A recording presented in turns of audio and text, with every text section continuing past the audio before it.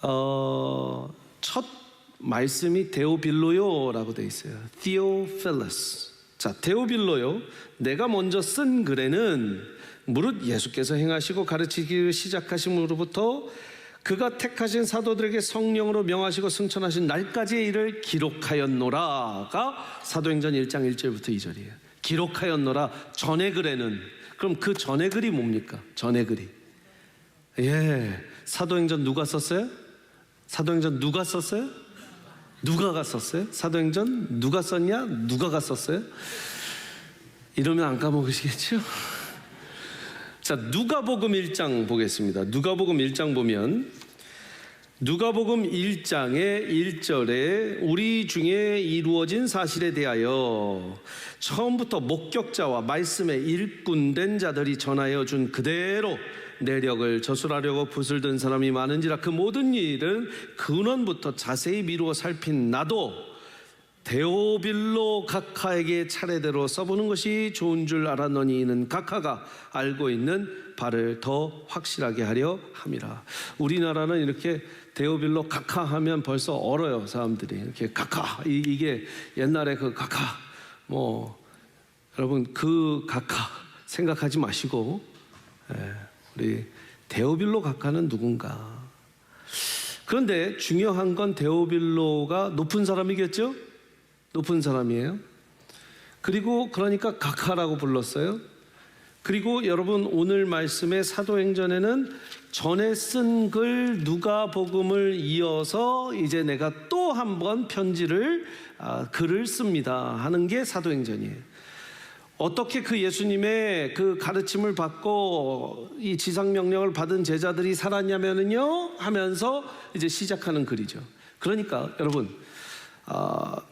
구약이 몇 권이에요? 39권. 신약이 몇 권이에요? 27권.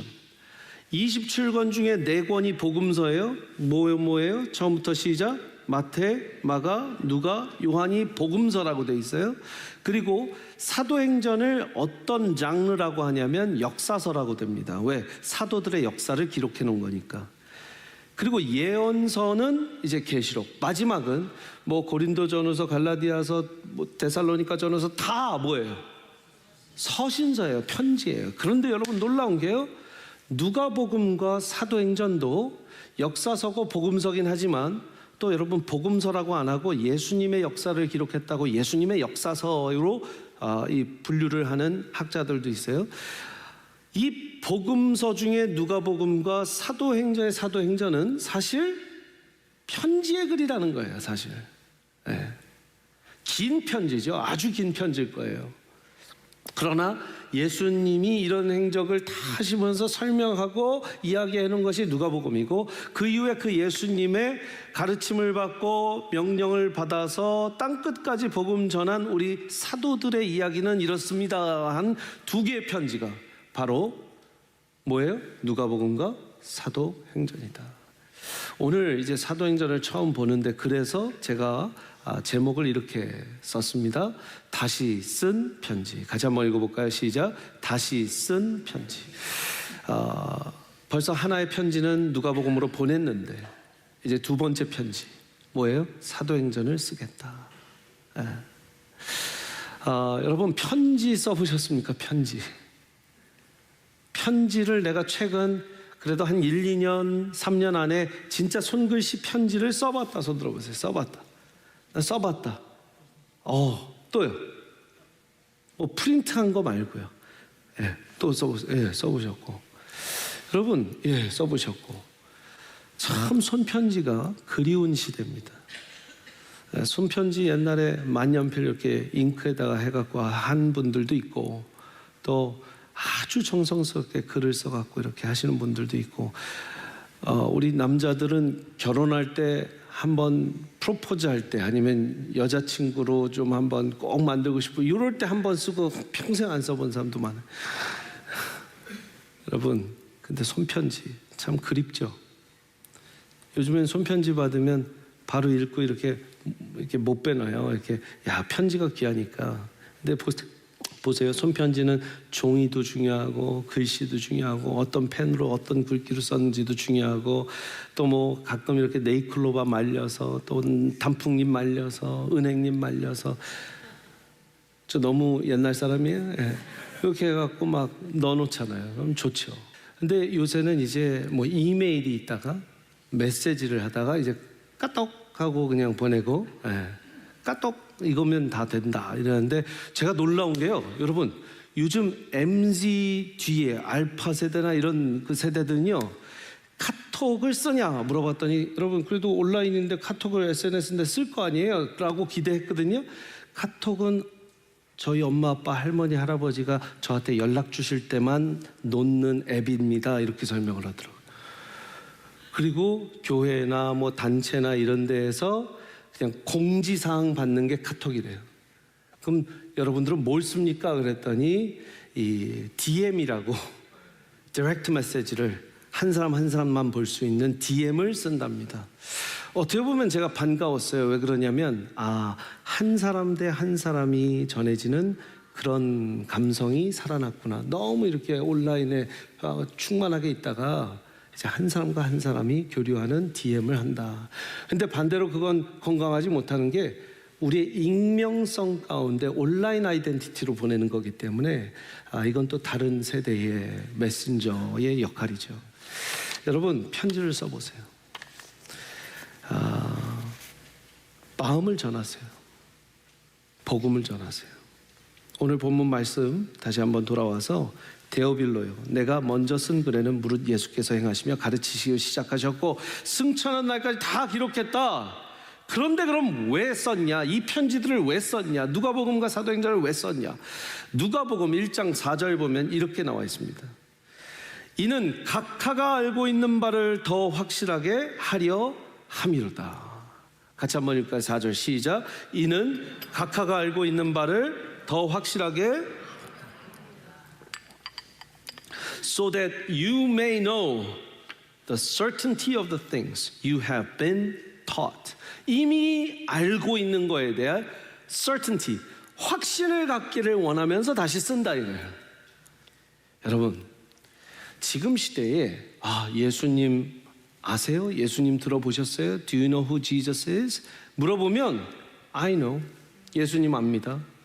예수님 십자가에 못 박혀 죽으셨고 부활하셨다라는 것도 말하는 미국인들 많아요. 그럼 아세요? 그럼 알겠습니다. 그리고 이분은 예수님 아는구나. 이게 아니에요. 예수님에 대해서는 다 들어봤고 적어도 서양 세계에서는 또 한국에서도 예수님을 아예 한 번도 예수님이라는 이름을 들어보지 못한 사람은 많이 없을 거예요. 여러분 부처님 아세요? 절도 안 다니시는데 부처님을 어떻게 들었어요? 들었잖아요. 모하마트 아세요? 이슬람 사원도 안 다니시는데 어떻게 아세요? 들어봤으니까. 그러니까 다른 종교의 분들도 예수님 믿지 않고 아예 이 신앙이 없는 분들도 무종교인 분들도 예수님 하면 예수님 그 십자가에 못 박히셨잖아. 예수님 그 부활하셨잖아. 믿으세요? 부활은 못 믿겠는데 뭐 십자가에 죽은 건 죽으신 거니까. 뭐 이런 분들도 계세요. 그럼 이분한테 복음을 어떻게 전하지? 예수님을 좀 알고 있네? 이게 아니라요. 여러분, 복음을 정확하게 알고 있는 사람한테도 복음을 다시 전하라는 거예요. 왜? 네가 확신이 있느냐? 확신이 있느냐? 전 성경 공부도 했고 제가 교회 다 다녀봤고요. 저는 집사도 했고 저는 뭐 옛날 권사도 했어요. 하는 분들이라도 심지어 저는 신학교 다녔어요 하는 분들이라도 상관없어요. 여러분들은 오늘 여러분이 하나님께서 그 사람에게 보내지신 분이에요. 확신을 갖고 당신이 알고 있더라도 내가 다시 한번 당신이 확신을 갖기를 원하면서 복음을 전하겠습니다 하는 거예요. 그게 4절이에요. 이는 각하가 알고 있는 바를 더 확실하게 하려 함이로라. 여러분 그 확신을 주시기를 바랍니다. 그 확신을 주려면 정보 데이터로는 안 돼요. 내가 어떻게 변해든다. 내가 어떻게 예수님 만났나. 내가 복음 앞에 섰을 때 어떻게 변화가 됐는가. 그래서 첫 번째 우리가 영적 교훈은 다시 쓰는 편지. 다시 쓴 편지는 왜 썼는가? 여러분 첫 번째 우리 같이 한번 읽어보겠습니다. 다시 쓴 편지의 목적, 시작. 다시 쓴 편지의 목적은 다시 복음 앞에 서기 위해서, 다시 복음 앞에 서기 위해서 쓰는 거예요. 우리가 복음을 전하는 것도 다시 복음 앞에, 전하는 자도 복음 앞에 다시 서봐야 돼요. 받는 자도 복음 앞에 다시 서봐야 됩니다. 복음 아는 거죠. 여러분들이 모를 리가 없어요. 아는 거예요. 근데 복음적인 삶은 그건 어려워요. 십자가, 알죠. 십자가에 못 박혀 죽으셨잖아요. 보배 피를 흘리셔서 내 죄가 주홍같이 붉지만 양털같이 눈같이 희게 해주셨잖아요. 감사하죠. 그러면 그 십자가의 길을 가고 계시냐? 그러면 내가 선교사님도 아닌데 왜 그런 질문을 하세요? 그럼 부활, 예수님 3일 만에 부활하셨죠. 그러면 여러분들도 나도 부활한 인생, 새로 사는 인생, 이전 것은 지나갔고 보라 새 것이 된 인생을 살고 있는 거예요. 그리고 다 아는데 그것을 우리가 살아내는가? 그게 복음이에요. 그래서 복음은 계속 복음 앞에 저도 서야 돼요. 담임 목사든 부교육자, 우리 모든 목사님이시든 뭐 대통령이든 도지사든 주지사든 상관없고요. 다 복음 앞에 섰을 때는 내가 복음 앞에 얼마나 겸손할 수 있는가, 주님 앞에 얼마나 제자로 살 수 있는가. 여러분 복음 앞에 다시 서시기를 바랍니다. 로마서 1장이에요. 로마서 1장 1절부터 7절 말씀에 예수 그리스도의 종된 바울은 사도로 부르심을 받아 하나님의 복음을 위하여 택정함을 입었다. 이 복음은 하나님이 선지자들을 통해서 그의 아들에 관하여 성경에 미리 약속한 것이다. 그 아들에 관하여 말하면 육신으로는 다윗의 혈통에서 나셨고 성결의 영으로는 죽은 자들 가운데서 부활하사 능력으로 하나님의 아들로 선포되셨으니 누구래요? 곧 우리 주 예수 그리스도시래요. 근데 그로 말미암아 5절 따라오세요. 그로 말미암아 우리가 은혜와 사도의 직분을 받아 그의 이름을 위하여 모든 이방인 중에서 믿어 순종하게 하니 6절 7절 같이 있습니다. 시작. 너희도 그들 중에서 예수 그리스도의 것으로 부르심을 받은 자니라. 로마에서 하나님의 사랑하심을 받고 성도로 하나님 우리 아버지와 주 예수 그리스도로부터 은혜와 평강이 있기를 원하노라. 여러분 로마서의 수신인들, 로마에 있는 교회 교인들에게 레터 편지를 보냈어요. 서신서예요. 그런데 그 로마서를 읽는 너희도 그들 중에 예수 그리스도의 것으로 부르심을 받은 자니라 선포를 했어요. 너네 예수님 알지? 예수님 안에서 부르심 받은 사람들이야. 그리고 로마에서 하나님의 사랑하심을 받고 성도의 부르심을 받은 모든 자들이 너희야. 우리 아버지 주 예수 그리스도로부터 은혜와 평강이 있기를 축복해 해놓고서 15절 17절에 이런 얘기를 합니다. 그러므로 시작. 그러므로 나는 할 수 있는 대로 로마에 있는 너희에게도 복음 전하기를 원하노라. 내가 복음을 부끄러워하지 않으니 이 복음은 모든 믿는 자에게 구원을 주시는 하나님의 능력이 됩니다. 여러분 너희들이 예수님 잘 믿고 잘 아는 거 알아. 그래서 하나님의 은혜와 은총 가운데 성도로 부름받았어. 그런데 나는 할 수 있는 대로 때를 얻든지 못 얻든지 내가 그래서 너희들한테 복음 전하기를 원하노라 이래요. 이미 다 복음 알고 예수님 아는 사람들한테 다시 한번 바울이 내가 그래서 복음 전하기를 원하노라. 여러분 너무 클리어한 거예요. 우리는요 그렇게 하면 담임 목사님한테도 복음 전하는 사람이 와야 돼요. 목사님 복음을 혹시 오늘 제가 전해도 될까요? 그러면서 전해주세요. 여러분 이게요 너무 중요한 일인데 목사님 저희 아버지가 어머니가 저희 딸이 저희 아들이 저희 남편이 저희 아내가 복음을 모릅니다. 오셔서 좀 복음을 전해 주십시오 하는 경우는 있겠지만 제 어머니가 권사님인데 와서 복음을 좀 전해 주십시오.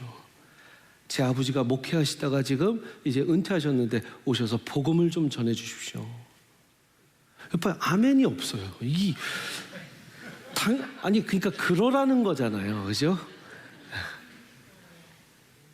우리 아버지가 장로님인데 와서 복음을 좀 전해 주십시오. 아멘. 우리 삼촌이 우리 아버지가 우리 동생이 선교사님이신데 와서 복음을 좀 전해 주십시오. 우리 아들이 우리 학생부 학생처 회장인데 학생회장인데 와서 복음을 좀 전해 주십시오. 우리 아들이 이번에 신학교 갈 건데 신학교 가서 주의 종이 되겠다고 다짐을 하는데 와서 좀 복음을 전해 주십시오. 여러분, 이게 맞습니다. 그분은 복음을 아니까 뭐 몰라도 돼요. 뭐 다시 안 전해도 돼요. 목사님 다 알아요. 그거는 정보에 대한 복음이에요. 예수님이 누구시고 예수님이 죽으셨고 예수님이 다시 사셔서 3일 만에 부활하셔서 다시 오시겠다고 승천하시면서 약속하셨어요. 아세요? 그건 정보예요. 아까 마태마가 누가 요한복음에 있는 예수님의 행적을 따라서 기록한 기록 정보고요. 진짜 복음을 전하라는 건 목사님, 제가 이번 주에 이런 일이 있었는데 예수님 보혈의 공로로 그거 믿고 의지하니까 이렇게 제가 이겨냈어요. 그게 지금 2024년 여러분들 10월 달에 전할 수 있는 복음이에요. 제가 3년 전에 5년 전에 이런 일이 있었는데 제가 정말 예수님이 저 사랑하심을 믿고 오늘 찬양처럼 어여쁜 자여 나랑 함께 일어나자, 나와 일어나 함께 가자. 하나님이 그 음성을 들려주시더라고요. 제가 꼬꾸라져서 무너져 있는데 그 음성 듣자마자 주님이시면 다시 한번 일어나 보겠습니다 하고 제가 제기해서 여기까지 온 겁니다. 그게 복음이에요. 두 번째, 그러면 이 편지를 왜 썼는가? 여러분, 데오빌로 한 사람에게 썼다고 그랬어요? 한 사람이 너무 귀한 거죠. 한 사람이 천하보다 귀한 거예요. 두 번째, 다시 쓴 편지의 목적은 한 영혼을 향한 사랑입니다 라는 거예요. 절따서 같이 한번 읽습니다. 시작. 다시 쓴 편지의 목적은 한 영혼을 향한 사랑입니다. 한 영혼, Theophilus. 여러분, 데오빌로 각하에게 했기 때문에 이 사람이 높은 고위관직의 사람일 것이다라고 이제 주장할 수 있지만, 또 하나 신학자들은요, Theophilus, Theo, 여러분 신학이 영어로 뭐예요? Theology, Theo, 데오, 코람 데오 이거죠. 데오, 디오, Theo가 들어가면 하나님에 관한 거예요. 그러니까 Theophilus, Philus는 여러분 필라델피아, 필라델피아 지금 그죠? 필라델피아가 무슨 도시예요? 형제 사랑의 도시예요. 사랑. 그러니까 빌라도 여러분 지금 데오빌로, 필로스라는 말은 사랑이에요. 그러니까 하나님의 사랑을 아는 자. 그러면 누구가 될 수도 있어요? 이 신학자들은 이렇게 해석합니다. 그래서 지금 이걸 읽고 있는 모든 그리스도인들이 다 데오필로스다.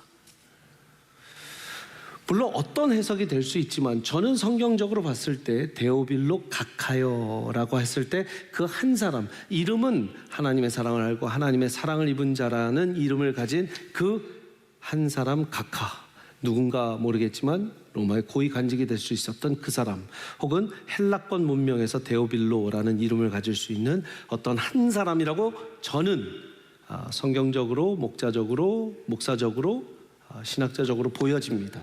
어떤 해석을 하든 상관이 없어요.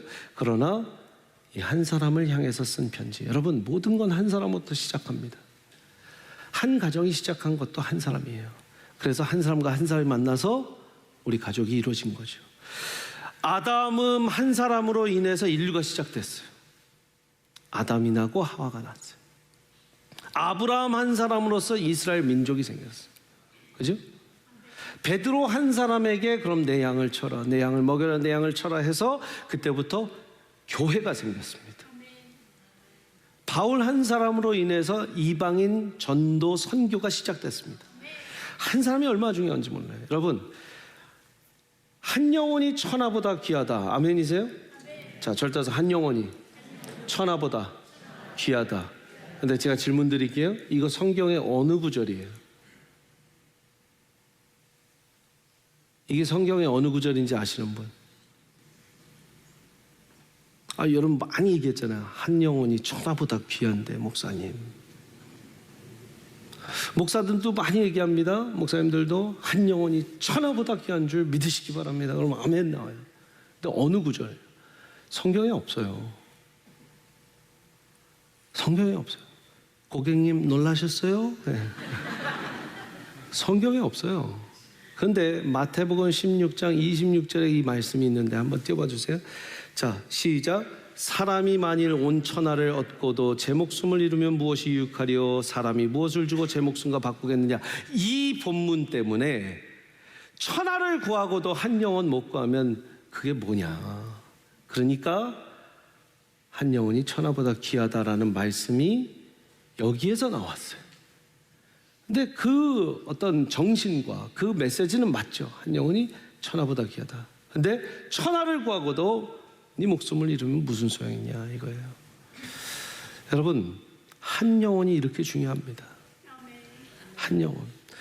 이 누가복음을 누가가 썼을 때 AD 한 60년경에 61년, 65년 사이에 썼을 때 데오빌로에게 쓴 이 긴 글이 2024년 크리스천 모두에게, 아니 넌 크리스천들에게도 읽힐 복음서가 될지 누가는 몰랐어요. 사도행전을 데오빌로에게 두 번째 편지처럼 긴 글을 써서 보낼 때 이것이 사도행전으로서 유일한 사도들의 역사서가 될지는 누가도 몰랐어요. 하나님은 아셨겠죠. 몰랐어요. 여러분들이 하시는 한 명의 전도가, 이 인비테이션 한 장이 어떤 역사를 일으킬지는 여러분들은 모르지만 하나님은 아시는 거예요. 내가 글 몇 자 적어서 이렇게 했는데 그분이 교회 오셨어. 교회 오셔갖고 그날은 별로 감동 감화가 없는 것 같은데 한 3달 있다가 또 오시네. 그러더니 또 3달 있다가 오시기부터 해서 아들 딸이 오고 막 온 가족이 전도가 됐어요. 나중에 그 아들 딸 중에 선교사님이 나오실지, 그 아들 딸 중에 빌리 그램 목사님이 나오실지, 그런 분들이 나오실지 누가 알아요? 한 영혼을 향한 사랑이 세계와, 절따라서 세계와 미국과 한국을 그리스도께로가, 거기 가서 나온 거예요. 한 영혼이에요. 마지막으로 다시 쓴 편지의 목적은 고난 후에 증거가 되라는 겁니다. 같이 한번 읽습니다. 시작. 다시 쓴 편지의 목적은 고난 후의 증거. 사도행전 1장 3절에 그가 고난 받으신 후에 또한 그들에게 확실한 많은 증거로 친히 살아계심을 나타내서 40일 동안 그들에게 보이시고 하나님 나라의 일을 말씀하셨다. 예수님이 고난 받으신 후에 또한 그들에게 확실한 많은 증거로 친히 살아계심을 나타내셨다. 여러분 3절 말씀 한번 다시 띄워보세요. 여기에 내가라고 한번 넣어보십시오. 왜? 우리는 다 예수님 닮기를 원하는 사람이죠. 예수님 따르기를 원하는 사람이죠. 나라고 넣어보십시오. 시작. 내가 고난 받은 후에 또한 그들에게 확실한 많은 증거로 친히 살아 있음을 나타내서.